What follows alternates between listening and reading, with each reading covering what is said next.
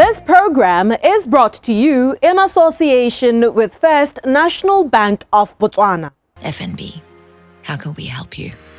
Communication is a medium that we use to convey our needs, our wants to those around us and essentially shape our realities. Effective communication, however, is a tool that ensures that those needs, those wants and realities come out exactly how we want them.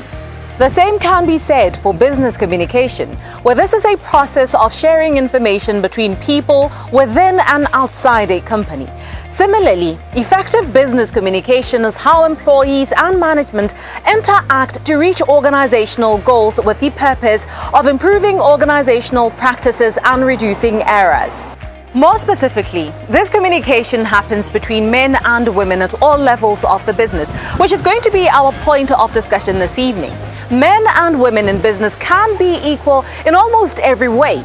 Their positions, their expertise, experiences, educational background, amongst a plethora of other things. But despite these many similarities, they can be quite different in one critical area, the way in which they communicate. So much so that there's a discipline of study for it called gendered communication.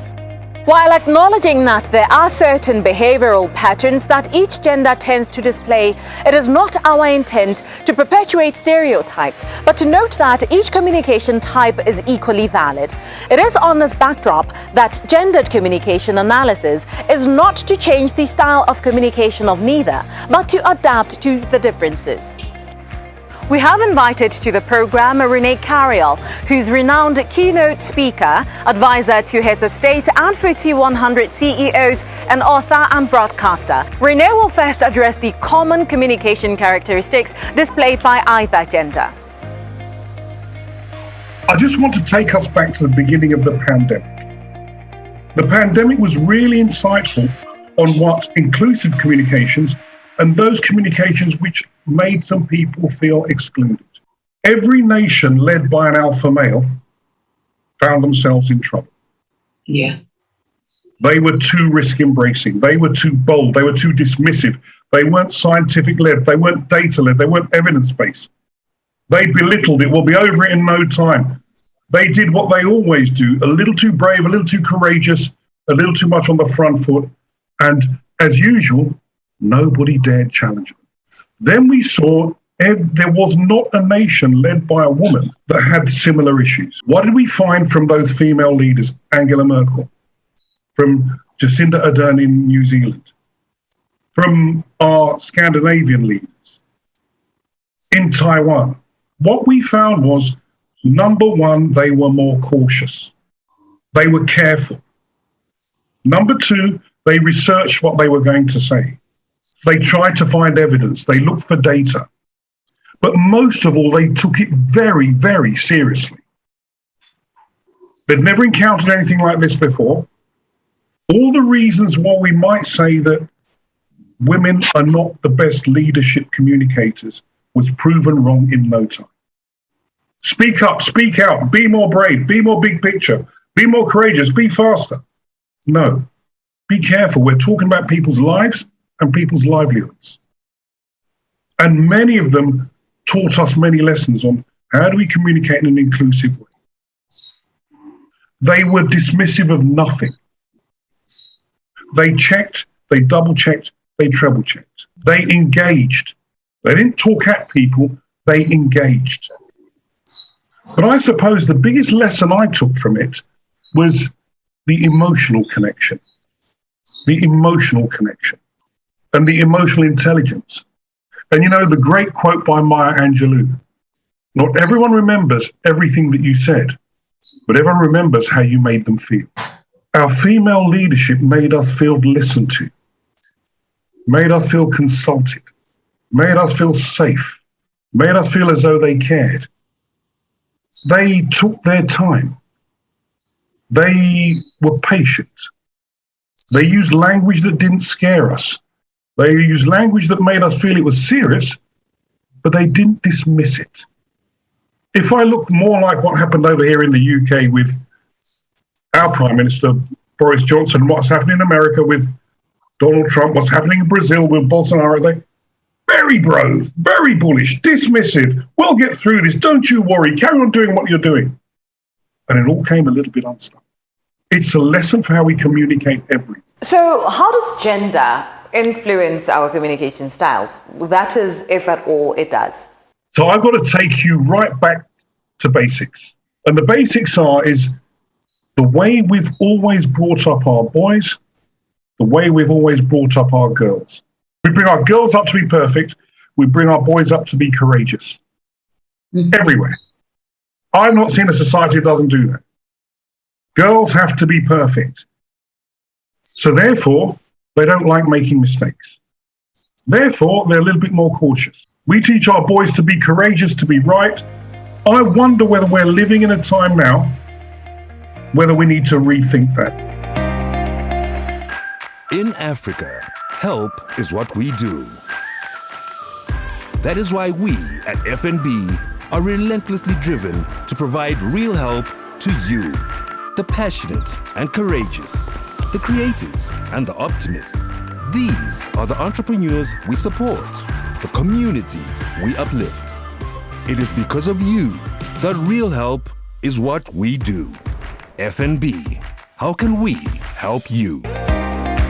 While it is important to categorically note that each gender style is important and, very contributory to the success of any business, what considered strengths might each gender borrow from the other to strengthen their own communication style?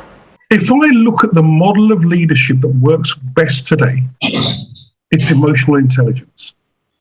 Having an emotional connection with all those people you influence, your constituency, your team, your business, your workforce. And that emotional intelligence, when it works, is so powerful. But in order to make that emotional connection, the leader has to be prepared to be vulnerable. The leader needs to be able to leave their ego at the door. The leader needs to be bold enough and courageous enough to say when they're wrong. When things go wrong, they own up to it. They include everyone. They leave no one out. They create environments where others can thrive. It's not about being the cleverest man in the room anymore. And I choose my words carefully. It's about being the leader that can create an environment where every voice can be heard, where everyone can thrive, where everyone succeeds, those inclusive environments. Now, where have you seen that model before? Where have all of us seen that model work brilliantly? Well, let me share with you. Mothers at home. Just look at mothers at home and look at the emotional intelligence that is spouting everywhere. They know everything about every one of their charges. Well, I'm not just talking children. I'm talking grandmother, auntie, uncle, father, brother, sister. They know the right voice that works at the right time. They know when to put sanctions, put a boundary. They know when to cajole. They know when to coax. They know when to be a little bit stricter. They know when to be instructive. They know when to be direct. They know when we might need a few punishments. But you know what? Everyone respects mum. Do you know what? Everyone follows mum. Mum has the influence and the ability to persuade that no one else has. We've never seen leadership like it. And you know, mum doesn't necessarily have all the qualifications and all the degrees. Mum is just absolutely fantastic at what she does. And when mum's on the warpath, everyone runs for cover. But it happens rarely. She just seems to know instinctively what voice to use, how firm a hand to use, when to let go, when to empower, when to instruct. That is the model that works well today. Let us close our conversation with Okegwan Renee. What stereotypes do you think we must be getting rid of about gendered communications that are probably a hindrance to driving business mandates of growth and sustainability forth? Everybody knows me. I'm cracking all the jokes. I know the answers to everything. I know everyone. I'm reaching out. I speak before anyone else. In fact, I give no one else a chance to speak. Everything's about me. And everybody loves me. Everybody likes me. But no one else gets a chance to speak. Many feel overpowered. Many feel overwrought. Many will not say anything. There's no point me speaking up. I can't challenge them. They're way too powerful. Let's kill that stereotype. The second stereotype is the person that always needs to be right. They must have the last word. They will speak over you. They will speak louder than you. They're always going to be right. That person who needs to be right cannot be part of it. They will never be a team player because they need to be right. Let's get rid of that. The one I think we should have is, let's create an environment of psychological safety. Let's understand that everyone in my team, everyone around me, will want to communicate in their own way. And some may never want to speak up. Some may want to digest it for today and come back to me tomorrow when they've thought it through. Some may prefer to think about it and send me an email because that's their preferred method of communication. Some may just say that I don't like shouting and fighting space in the meeting. But I also, as the leader, it's my job to go and say, so Patty, do you have a point of view? Mm-hmm. David, I haven't heard from you for some time. Okay, David, I'll come back to you when you're ready. But your point of view is really important. I will come back.